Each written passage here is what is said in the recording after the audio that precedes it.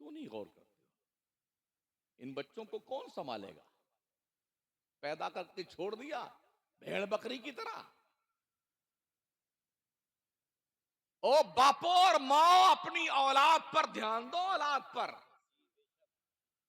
इससे पहले कि कोई बदकिरदार दोस्त तुम्हारे बच्चे से क्लोज हो करके उसके दिल पर गुनाहों की तहरीर लिखे, तुम खुद अपने बच्चे से क्लोज होके उसके दिल पर मुस्तफा के प्यार की तहरीर लिखो। बेशक ओ बेशक। माओ, इससे पहले कि कोई लड़की बेगैरत तुम्हारी बच्ची से क्लोज होकर उसके दिल पर किसी बॉयफ्रेंड के गम में मरने की तहरीर लिखे, तुम अपने बच्ची के दिल पर कनीजे फातिमा होने की तहरीर लिखो। कब तुमको होश आएगा यार? कब हमारी आंखें खुलेंगी? बाप को पता नहीं बच्चा रात भर कहां रहता है, मां को पता नहीं बच्ची किस किस सहेली के पास जाती है, और जब नाक यहीं से कटती है ना तो कहीं मुंह दिखाने के लायक नहीं रहते बेटे। आए दिन हम भी अखबार पढ़ते हैं, खानदान की नाक कटी, घर की अम्मा अब्बा की नाक कटी, उसके बहनों के रिश्तों पे कलंक लग गया, भाई सर नहीं उठा सकता जिंदगी भर, कौम के लोग भी बाजाब्ता तौर पर कलंकित हुए। एज ए मुस्लिम कहां जाए? संभालो अपने बच्चों।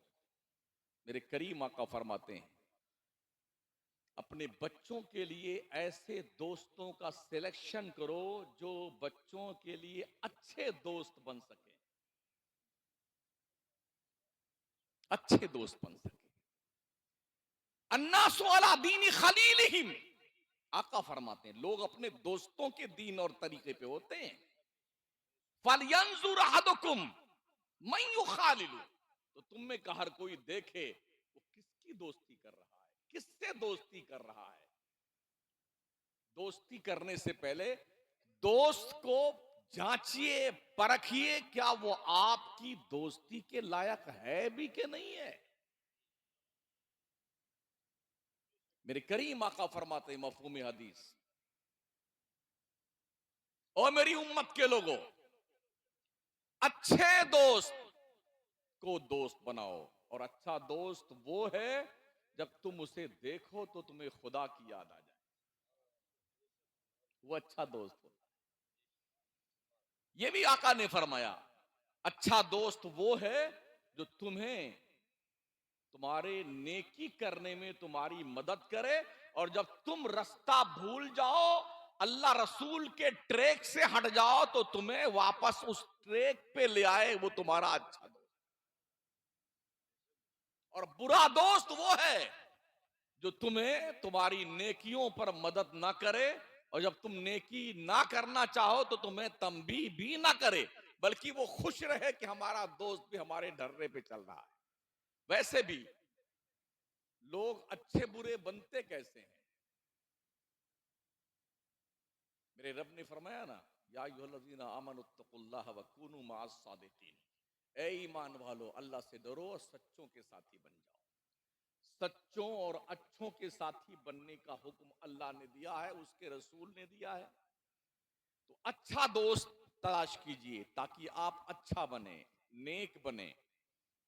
एक मिसाल और मेरे आका ने बयान फरमाई कि अच्छे दोस्त की सोहबत ऐसी है जैसे तुम किसी इत्र की दुकान में बैठे हो, तुमने इत्र तो खरीदा नहीं मगर उसकी खुशबू तो जरूर तुम तक आ जाएगी।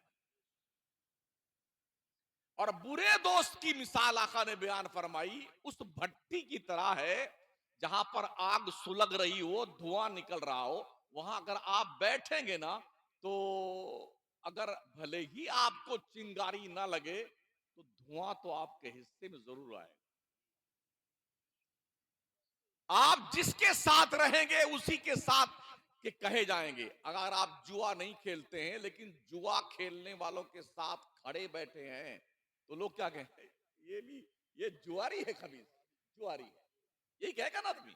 शराब आप नहीं पीते हैं, अगर शराब के अड्डे के पास आप मडलाते हुए दिखाई पड़े, लोग कहेंगे कुछ गड़बड़ तो जरूर है। हाँ, ये चक्कर में है शराब पीने के, हालांकि आप शराब नहीं पीते हैं। तो उन जगहों से बचने का हुक्म है जिन जगहों से इत्तिहाम लगने का डाउटफुल होता हो, बचिए उन जगहों से। ये मत सोचिए कि जी हम तो अल्लाह से कह देंगे या अल्लाह पाक शैतान ने हमसे तो गुनाह करवाया वरना मैं नहीं करता। 100% झूठ है ये। शैतान को क्या क्या पड़ी हुई है? अब अल्लाह से आइए पूछते हैं ना, शैतान से पूछ लेते हैं ना कि शैतान क्या कहता है। तो अल्लाह ने बयान फरमाया कुरान मुकद्दस में, कमसली शैतान इस क़ाला लिल इंसानी कुफर फलम्मा कफर क़ाला इन्नी बरीउम मिनका इन्नी अख़ाफ़ुल्लाह रब्बल आलमीन। शैतान की मिसाल ऐसी है जब उसने किसी से हाथ चोरी कर ले, गुनाह कर, कुफ्र कर, जब बंदे ने कर लिया तो जानते हो क्या कहता है? काला इन्नी बरीउम मिनका, बेटे मैं तुमसे अलग थलग हूं, एकदम अलग थलग। तुम जानो तुम्हारा काम जाने। इन्नी अखाफुल्लाह रब्बल आलमीन, बेशक मैं उस अल्लाह से डरता हूं जो सारी कायनात का पालने वाला। ये शैतान कह रहा है, और तुमने ये इल्जाम थोप दिया कि शैतान नहीं करवाया हमसे गुनाह, और शैतान ये जवाब देता है। इसलिए अल्लाह ने बार बार मुतनब्बा फरमाया कुरान मुकद्दस के अंदर, इन शैतान लिल इंसानी अदुव्वुम मुबीन, बेशक शैतान इंसान का खुला हुआ दुश्मन है। तो इस खुले हुए दुश्मन से जब इतनी वार्निंग दी गई है इतनी बार, और नबी रहमत ने कितनी कितनी बार बयान फरमाया, तो इससे सतर्क रहने की जरूरत है कि नहीं? हमें होशियार होने की जरूरत है ताकि उससे बचे रहे आप। बचते हैं नहीं, और इल्जाम उस पर डाल दें कि शैतान ने मुझसे ऐसा करवाया है, तो ये धप्पलबाजी चलने वाली नहीं है अल्लाह के यहां। ये ध्यान रखना। इसलिए कहा रब ने, वह इम्मा युनसियन्नका शैतान फला तकुद बाद जिक्रा माल कौमिज जालिमीन। अगर शैतान ने बाई चांस तुम्हें बहका दिया है रास्ते से, या तुम्हें बताया जाए यार ये रास्ता ठीक नहीं है, बाज आ जाओ ना, क्यों नहीं मानते हो?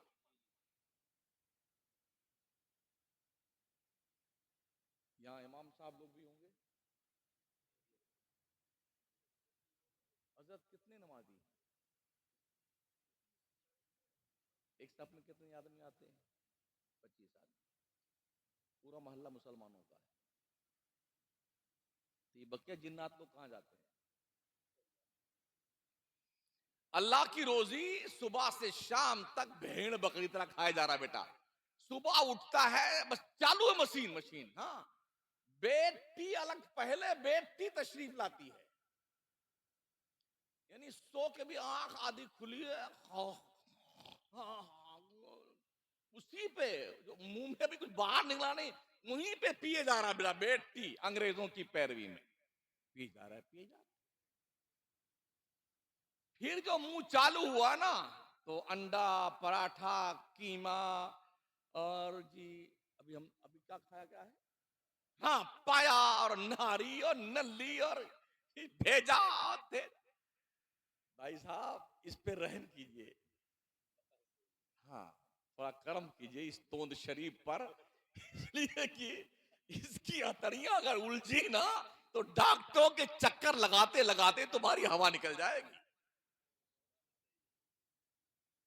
अल्लाह की इतनी रोजी खा डाली, तुमने कभी अल्लाह का शुक्रिया भी अदा किया?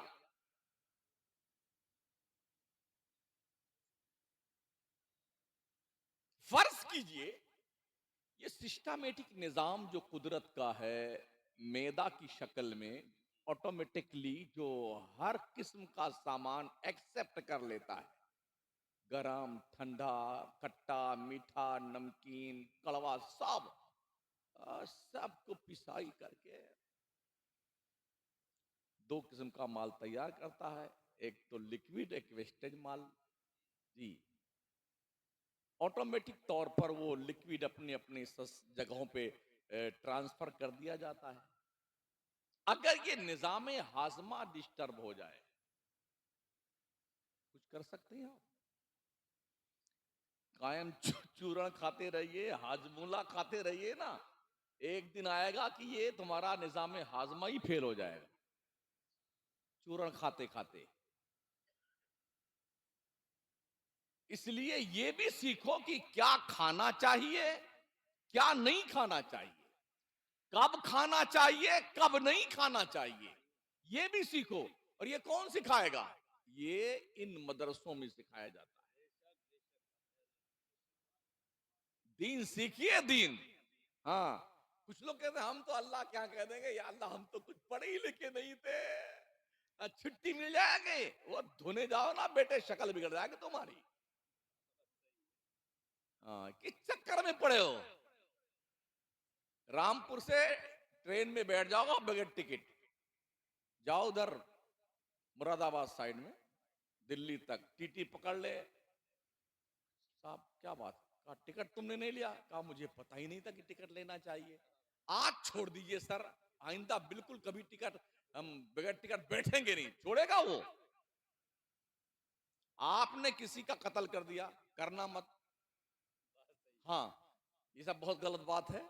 लेकिन अगर रंगे हाथ पकड़ लिए गए, इकबाली मुजरिम बन गए, गवाहों ने गवाही दे दी और जज ने फैसला सुना, क्या पूछा तुमसे? हाँ जी हमने कत्ल किया है, ऐसा हुआ वैसा हुआ, यूं मैंने मार दिया, क्या इसकी कहा तुमको आजीवन कारावास की सजा सुनाई जाती है, तो आप कहिए जज साहब आज माफ कीजिए, मुझे पता नहीं था किसी को कत्ल करने में ये सजा मिलती है, आइंदा में मच्छर भी नहीं मारूंगा, खटमल भी नहीं मारूंगा।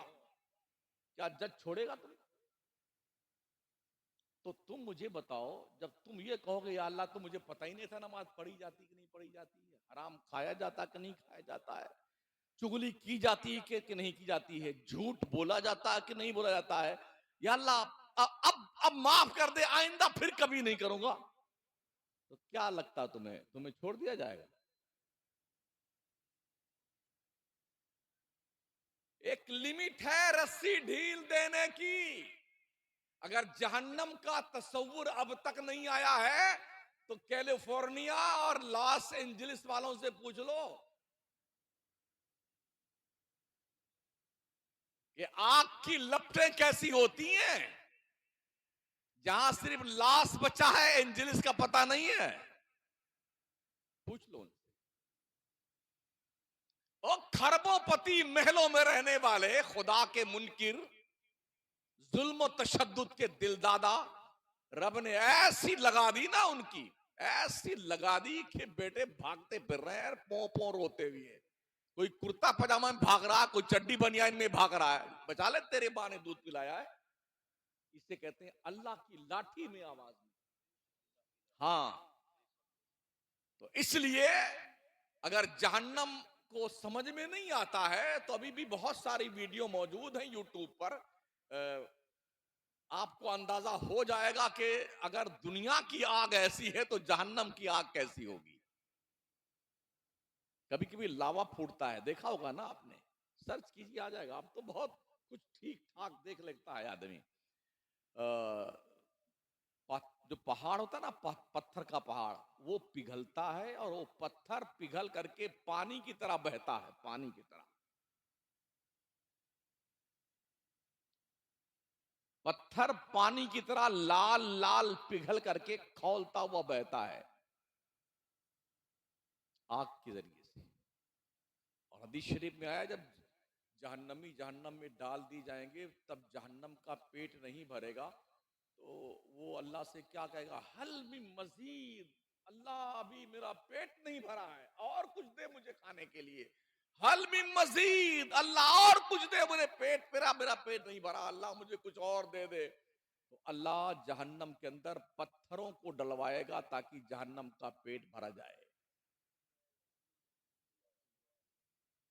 ओ हजरत इंसान और जनाबे मुसलमान,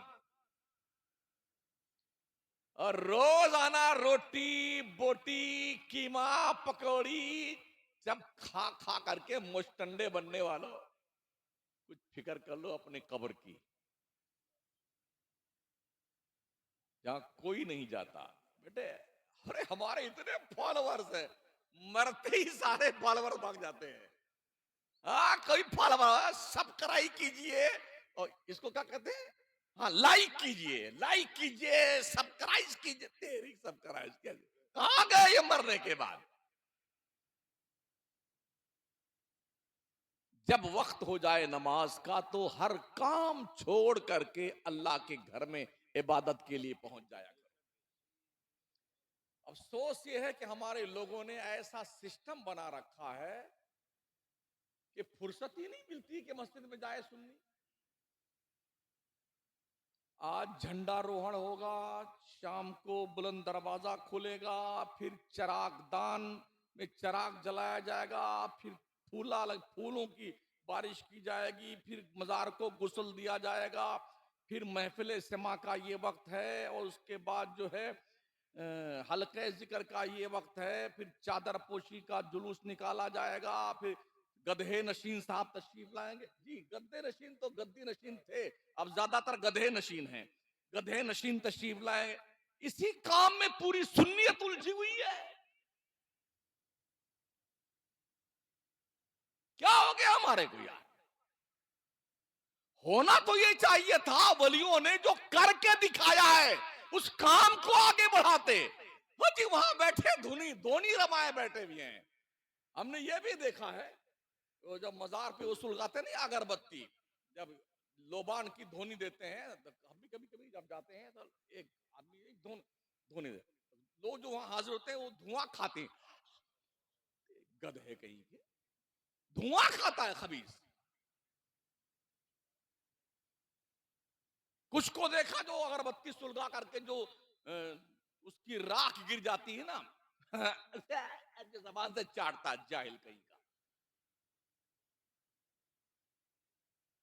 क्या लगा रखा है तुमने यार? घर में मां बेचारी बीमार है, तड़प रही है, उसकी दवाओं के लिए पैसे नहीं है, और पीर की जूतियां लेके कमीना नाच रहा है। घर में बाप तड़प रहा है, दर्द से करा रहा है, उसके पास बैठने का वक्त नहीं है औलाद के पास में, और पीर जिंदाबाद जिंदाबाद जिंदाबाद। और तेरे पीर के बंदे सुन कान खोल करके, तेरी जन्नत तेरे पीर के चौखट पे नहीं है, तेरी जन्नत तेरे मां के कदम के नीचे है। अल जन्नत तो तहत अक़दामिल उम्महात, तुम्हारी जन्नत तुम्हारी माओ के कदमों के नीचे है। तेरा बाप वो स्पेशली आदमी तेरे लिए है जिसकी शान मुस्तफा करीम ने बयान फरमाई, दुआए वालिदी लिवालिदिही का दुआई लकुम। एक बाप की दुआ अपनी औलाद के हक में ऐसी होती है जैसे एक नबी की दुआ उम्मत के लिए हुआ करती है। कभी समझा तुमने अहमियत अपने बाप की? माँ बाप के लिए नमाजों में हुक्म है कि दुआएं मांगा करो अपने माँ बाप के लिए। रब्बना फिरली वली वालिदैया वलिल मोमिनीन यौम यक़ूमुल हिसाब, दुआएं मांगा करो नमाजों में माँ बाप के लिए। जो दुआएं कहीं कबूल नहीं होती हैं, माँ की चौखट पे बैठ दिल से अगर माँ ने दुआ कर दी ना, अल्लाह की इज्जत की कसम उसकी दुआ रद्द नहीं करता परवरदिगार। हाँ, बेगम का चेहरा देखने के बाद माँ को धक्के मारने वालों शर्म करो शर्म। जिस माँ ने तुम्हें पाल पोस के बड़ा किया, इस लायक बनाया है ना, उसका हक पहचानो। माँ के पेट में रहते वक्त तुम्हारी वजह जो झटका लगा था ना, एक बार जो उससे तकलीफ हुई, नबी ने अपने एक साहबी से कहा था, तूने 7 मरतबा पैदल अपने माँ को कंधे बिठा के पैदल हज करवाया ना, तेरे 7 हज करवाना जो तूने करवाया ना, तेरी माँ के पेट में जब तू था, जो झटका तेरी एक वजह से एक बार लगा तेरी माँ को जो तकलीफ हुई थी ना, ये 7 हज उसके बराबर भी नहीं। ये कहां सीखेंगे आप? दोस्तों की चौपाल पे, चाय की दुकान पे? ये बातें आपको सीखनी होगी उलमा के पास आकर के, अपने इमामों के पास बैठ कर के, मदरसों में आकर के। और मदरसे हमारी आन बान शान हैं। मस्जिदें खुदा का घर हैं, मदरसे मुस्तफ़ा का घर है। इन दोनों घरों को अच्छे बनाकर रखो ताकि तुम्हें फख्र हो कि मेरे मुस्तफा का घर कितना अच्छा है, मेरे रब का घर कितना अच्छा है। अच्छा बनाओ घर अपने रब का। ऐसा ना हो कि कहीं की ईंट कहीं का रोड़ा, भानवती ने कुंभा जोड़ा। ऐसा ना करो भाई। अरे कुछ समझ शरीफ में आ रहा है आपके, या वैसे आपके दहलीज समाज पे हथौड़ा बरसा रहा हूं मैं? पढ़िए, दीन पढ़िए, अपनी नस्लों को बचाइए। दुनिया की जितनी चालाक कौमें हैं अपनी न्यू जनरेशन पे बहुत